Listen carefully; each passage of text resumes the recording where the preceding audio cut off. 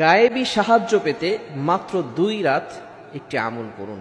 অনেক সময় আমরা কঠিন বিপদে পড়ে যাই, একেবারে অসহায় অবস্থায় পড়ে থাকি, অনেকে ডিপ্রেশনে পড়ে যায়, কি করবে কিছুই বুঝতে পারে না।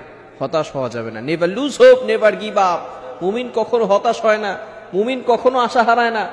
নিরাশ হয় কাফেররা, মুমিন কখনো হতাশ হয়ে যায় না। মুমিন সব সময় আল্লাহর উপরে ভরসা রাখে।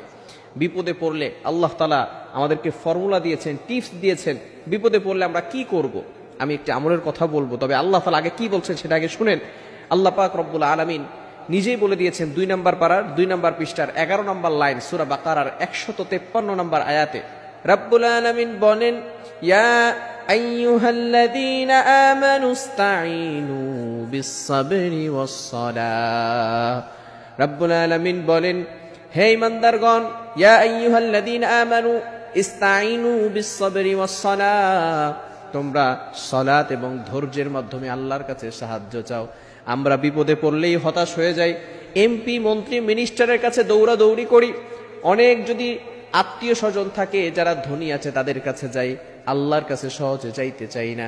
কিন্তু আল্লাহ পাক রব্বুল আলামিন জানিয়ে দিয়েছেন, যখনই বিপদে পড়বে তখনই সালাত এবং ধৈর্যের মাধ্যমে সাহায্য চাইতে হবে আল্লাহ তাআলার কাছে। আর কার কাছে নয়, একমাত্র আল্লাহ তাআলার কাছে সাহায্য চাইতে হবে। আমি একটা আমলের কথা বলবো। রাসূলুল্লাহ সাল্লাল্লাহু আলাইহি ওয়াসাল্লাম আমাদেরকে আমলের কথা শিক্ষা দিয়েছেন, সাহাবায়ে কেরামদেরকে শিক্ষা দিয়েছেন। অনেক সময় সাহাবায়ে কেরাম নবীজির কাছে যেতেন, বলতেন, ইয়া রাসূলুল্লাহ, ইয়া হাবিবাল্লাহ, কিছু আমল আমাদেরকে শিক্ষা দেন, যে আমলের মাধ্যমে আমাদের ঋণ দূর হয়ে যাবে, আমরা হালাল ভাবে ধনী হতে পারবো, কিছু সম্পদ আল্লাহ তাআলা আমাদেরকে দিবেন। নবীজি সাল্লাল্লাহু আলাইহি ওয়াসাল্লাম আমল শিক্ষা দিতেন। আমি যে আমলটির কথা বলবো সেটা হচ্ছে, আল্লাহুম্মা ইন্নী আসআলুকাল হুদা ওয়াত তুকা ওয়াল আফাফা ওয়াল গিনা। রাসূল সাল্লাল্লাহু আলাইহি ওয়াসাল্লাম আমাদেরকে ছোট্ট একটি দোয়া শিক্ষা দিয়েছেন। যদি এভাবে আপনি দোয়া করতে পারেন, আল্লাহ পাক রব্বুল আলামিন আপনাকে সকল বিপদ আপদ থেকে গায়েবী ভাবে সাহায্য করবেন। বিশেষ করে 2 রাত বলতে আপনি তাহাজ্জুদের সময় সালাতে দাঁড়াবেন, নামাজ পড়বেন। বিশেষ করে জুমার রাতে, যেই রাত হওয়ার পরের দিন জুমা হয়, এটাকে বলা হয় জুমার রাত, অর্থাৎ বৃহস্পতিবার রাতের বেলা, পরের দিন শুক্রবার, এই শুক্রবারের আগের রাতটাকেই বলা হয় জুমার রাত। এই রাতে আপনি 2 রাকাত নামাজ পড়বেন, কারণ এই রাতে খুবই গুরুত্বপূর্ণ একটি রাত, জুমার রাত। এই রাতে আল্লাহ তাআলা অসংখ্য অগণিত মানুষের গুনাহ খাতাগুলো ক্ষমা করে দিয়ে থাকেন। আর তাহাজ্জুদের সময় আল্লাহ তাআলা প্রথম আসমানে আসেন। Can you imagine that? আপনি কল্পনা করতে পারছেন? আল্লাহ তাআলা প্রথম আসমানে এসে বান্দাদেরকে ডাকতে থাকেন আর বলতে থাকেন, বান্দা কার কি লাগবে আমি আল্লাহর কাছে চাও, আমি আল্লাহ তাআলা তোমাদেরকে সব ব্যবস্থা করে দিব। আল্লাহ তাআলা নিজে বলতে থাকেন। এই সময়টা আপনি তাহাজ্জুদের সালাতে দাঁড়িয়ে যাবেন, 2 রাকাত নামাজ পড়বেন, অথবা 4 রাকাত নামাজ পড়তে পারেন, কোনো সমস্যা নাই। 4 রাকাত নামাজ পড়ে এরপরে আপনি লা হাওলা ওয়ালা কুওয়াতা ইল্লা বিল্লাহিল আলিয়্যিল আযীম পড়বেন।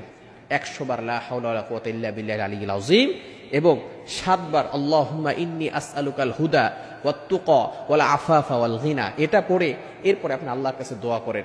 আল্লাহর কাছে বলেন, আল্লাহ, আমার অভাবে পড়ে আছি, আমার সম্পদ নাই, বিপদে পড়ে গেছি, আয় আল্লাহ বিপদ থেকে উদ্ধার করো, সম্পদের ব্যবস্থা করো, আয় আল্লাহ সঠিক পথে, হেদায়েতের পথে আমাকে পরিচালনা করো। এভাবে যদি আপনি দোয়া করতে পারেন, মাত্র 2 জুমার রাতে আপনি যদি আমলটা করতে পারেন, আল্লাহ তাআলার তরফ থেকে আপনার প্রতি সাহায্য আসবে। গায়েবী ভাবে আল্লাহ তাআলা আপনাকে সাহায্যের ব্যবস্থা করবেন। মনে রাখবেন, দুনিয়ার মানুষ দিলে শেষ হয়ে যায়, কিন্তু আল্লাহ তাআলা দিলে কখনো শেষ হয় না। আল্লাহ তাআলা দিলে আল্লাহ তাআলার ভান্ডারে কম নেই। আল্লাহ তাআলা যাকে দেন তাকে এমন ভাবে দেন, সেই বান্দা এমন ভাবে সম্পদের মালিক হবে যে দুনিয়ার কেউ তাকে ক্ষতিগ্রস্ত করতে পারবে না। আল্লাহ তাআলা আমাদের সকলকে এই আমলটি করার তৌফিক দান করেন।